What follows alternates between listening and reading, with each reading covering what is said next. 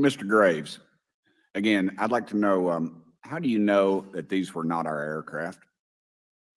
Some of the behaviors that we saw in a working area, we would see these objects being at 0.0 Mach, that's zero airspeed, over certain pieces of the ground. So what that means, just like a river, if you throw a bobber in, it's going to float downstream.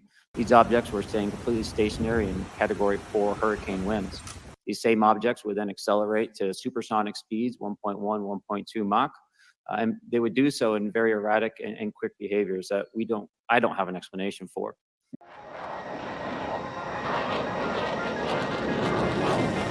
Chris Lato, welcome to Lato Files.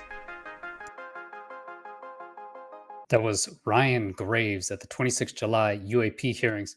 I was there in the back, and I heard him say that these objects are actually stationary in Cat 4 hurricane winds. That is over 130 miles per hour. That's Tim Burchett at the hearing next to Mrs. Luna, as well as Jared Moskowitz. They're all leading this effort into UAPs. Mrs. Luna's right next to him there, as well as Jared Moskowitz and Matt Gates. It's a bipartisan effort. Ryan Graves brings a ton of credibility to this subject, and he has tracked these things with his own systems. Dude, this is a fucking drone, bro. There's a whole fleet of them. Look on the ASA. My gosh.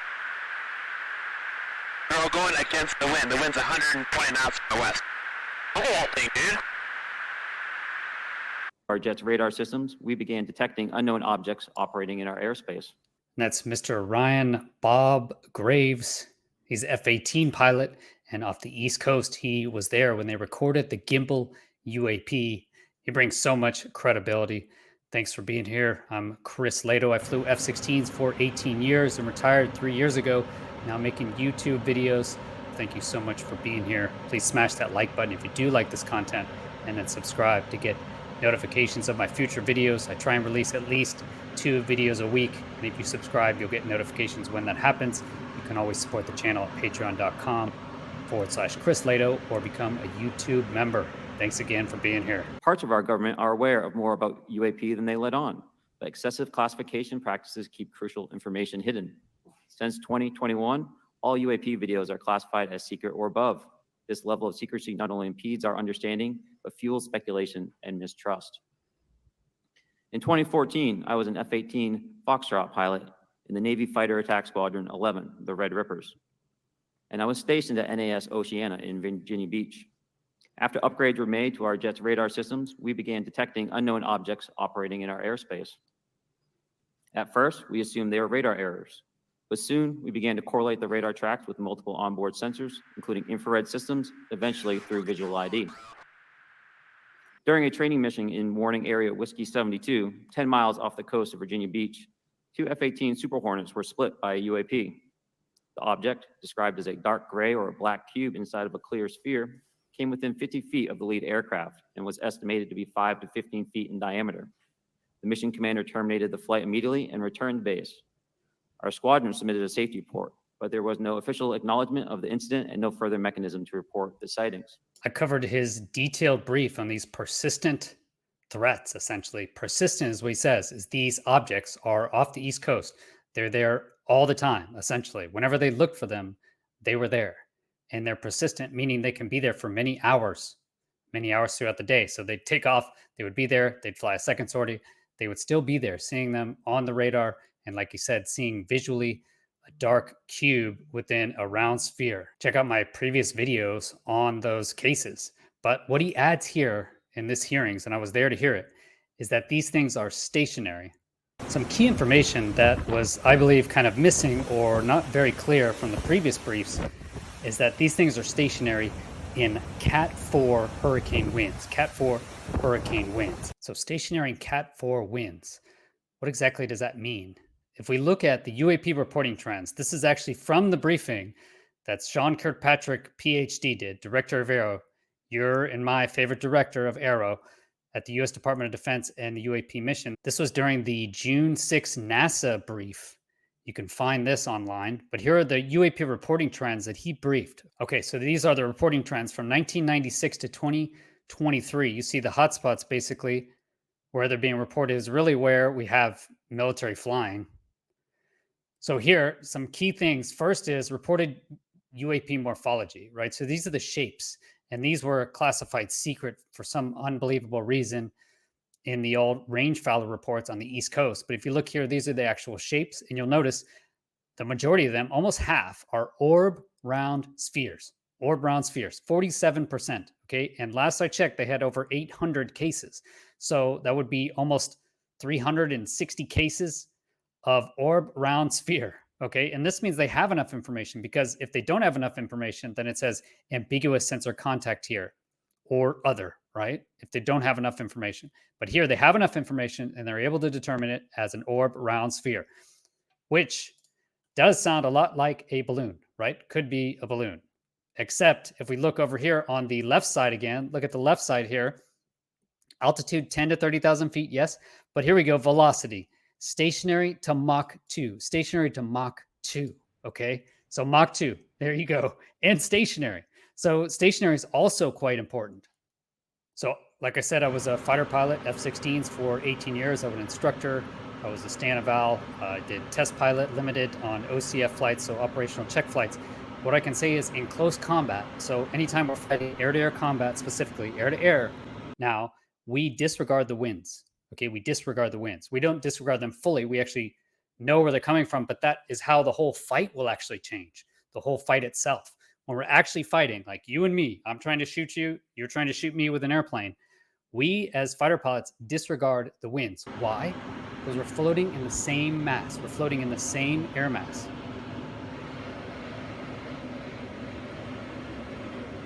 And especially when we're within visual range, which is around 5 nautical miles. Actually, as fighter pilots, we call that a dogfight. When you're dogfighting, is a knife fight inside of a phone booth, because you're so close, right? I can't run away because you'll be able to stab me in the back. You'll be able to shoot me in the back with your missile. So it's anchored, right? You're tied together. If I merge with someone, if you merge with another fighter, one of us is going away, right? One of us is either crashing or running out of gas, because we can't really separate, okay? And normally as Western fighters, U.S. Air Force, we're going to anchor and have a second fighter come and help us. Okay, we always fight in twos as teams, actually four as best we can. So what does that mean? It's an important concept here, that being stationary. Okay, what he means is stationary to the ground.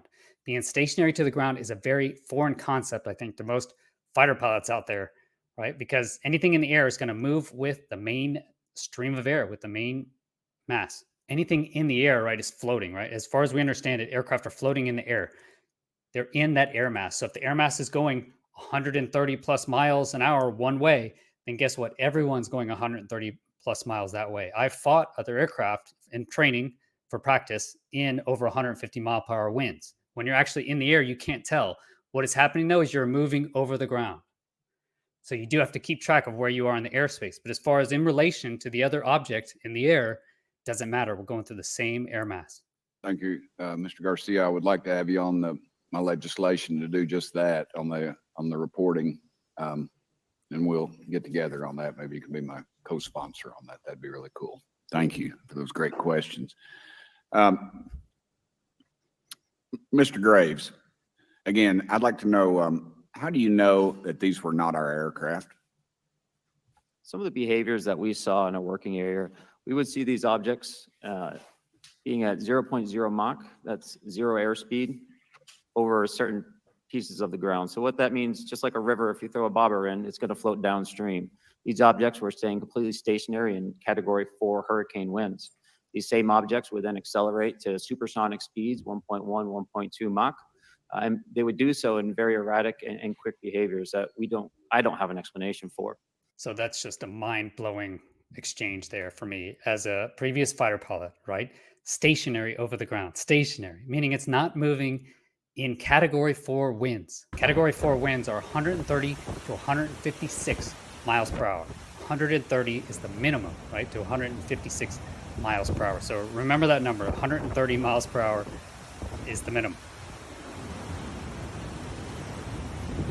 And not only that, they're staying stationary, but then they would accelerate to over supersonic, 1.1, 1.2 Mach is what he said. So that's past the speed of sound.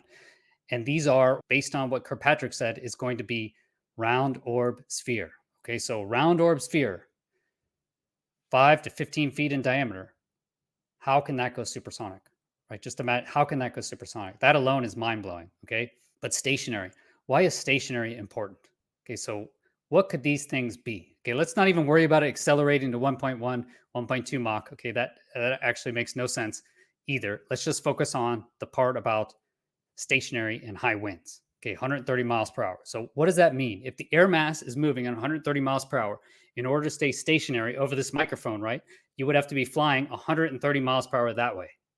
Does that make sense? So you'd have to be flying a minimum of 130 miles per hour into the wind. Okay. So if you're flying 130 miles per hour minimum into the wind, that rules out all of your balloons. I mean, immediately just rules out balloons. And balloons are one of the two main mundane arguments, right? What are these things going to be? Objects in the sky. What are the go-to skeptical arguments is number one, balloons, and number two, drones, right? Balloons have some big advantages, right? First is balloons are extremely persistent. Okay. Ryan Graves mentions the persistence of these objects. Well, balloons can float, right? They're just using density differences, right, to maintain buoyancy, just floating in the air. So that gives them the persistence. But what it doesn't give them is any speed, right? Because I've never heard of a balloon that can go 130 miles per hour. I don't know, maybe it could exist, but I don't know how that would be possible, right? Balloons go slower. The next big thing about a balloon is that you can make it into any shape, right? That's the second advantage of a balloon. A balloon is a party animal trick because you could literally make balloons into any shape. I mean, that I know of. I'd be surprised. Let me know in the comments if there's a shape you can't make with a balloon. Okay, let me know.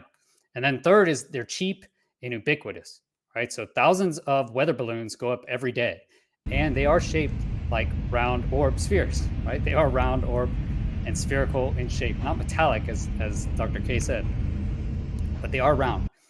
But like I said, is they cannot stay stationary over the ground. That's just impossible for a balloon.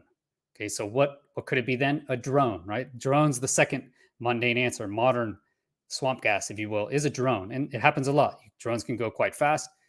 They can have lights on them, right? And they're ubiquitous, right? There are a lot of drones out there. Anyone could actually buy a drone and fly it. Okay, but what about this type of drone?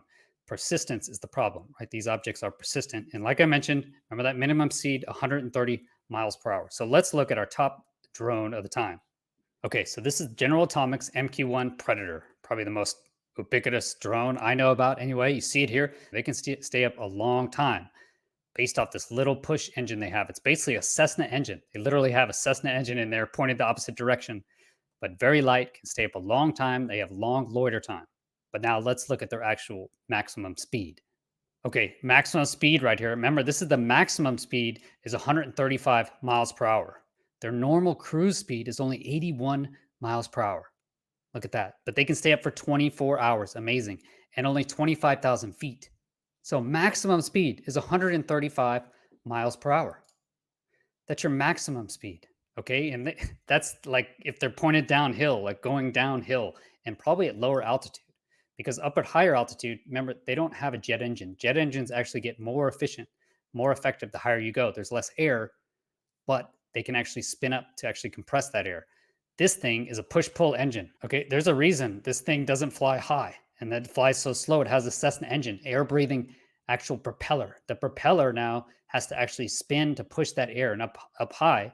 That's why its service ceiling is 25,000 feet, because it literally cannot fly above 25,000 feet. It doesn't have the power. It doesn't have the energy or the speed. Okay, so a Predator could not do what we're saying right here. Okay, a Predator could not hold stationary in Category 4 hurricane winds. Just couldn't do it.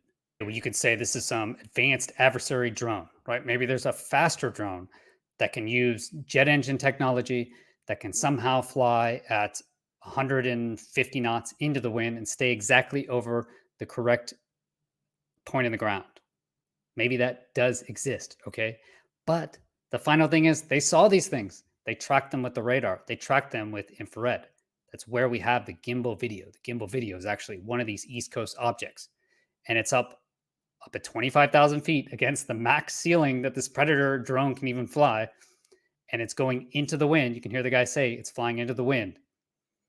How is it doing that? Okay. It's not using any propulsion that we can tell. There should be some sort of push thrust coming out the back. It just doesn't make any sense. And that's not even talking about going to Mach 2. Okay, I'm just talking about the stationary part. Just the stationary is mind-blowing. There's nothing that can be stationary for that amount of time in category 4 hurricane class winds. I mean, stationary is so crazy, right? Over the ground. And this is what they were seeing. This is what Ryan Graves just reported. And now that we say it accelerates to Mach 2, accelerating up to twice the speed of sound, and most of these, by the way, are in the shape of an orb, round, sphere, then what you find is this is very, very anomalous.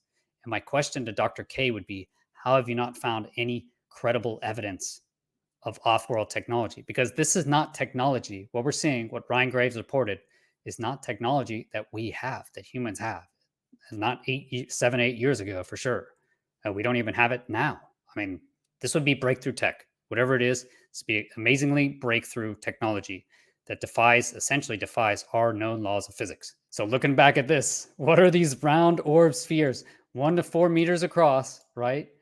White, silver, translucent, these steel balls, if you will, flying at 10 to 30,000 feet and can hold stationary and category 4 winds and accelerate up to Mach 2. By the way, as he shows right here, no thermal exhaust is detected. No thermal exhaust. So how is that done? How is that even possible?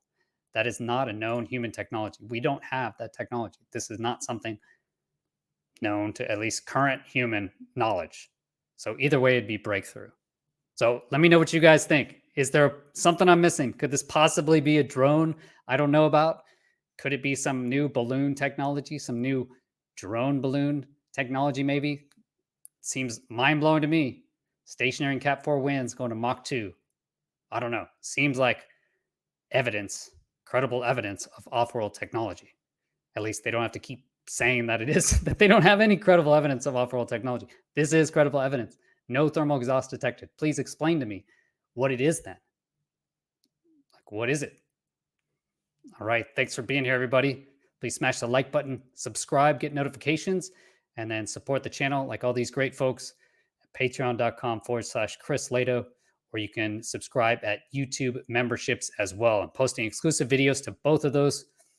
Thanks for being here. Thanks for all your support. Have a great day. Peace.